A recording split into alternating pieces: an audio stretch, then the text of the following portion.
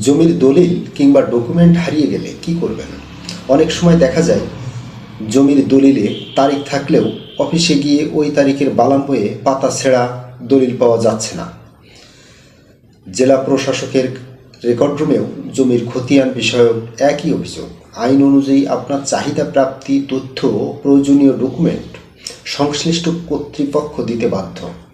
এক্ষেত্রে প্রথমে আপনাকে কিছু প্রয়োজনীয় তথ্য এবং প্রমাণ সংগ্রহ করতে হবে, যেমন জমির দাগ নম্বর, খতিয়ান, নামজারির কপি, খাজনা দাখিল, রসিদ, দলিল নম্বর ইত্যাদি। এগুলো সংগ্রহ করে জেলা রেজিস্ট্রার বা সাব রেজিস্ট্রার অফিসে দলিলের নম্বর ও তারিখ উল্লেখ করে লিখিত আবেদন করতে হবে।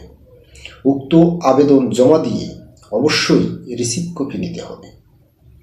এটি পরবর্তীতে প্রমাণ হিসেবে কাজ করবে। ধন্যবাদ। আসসালামু আলাইকুম।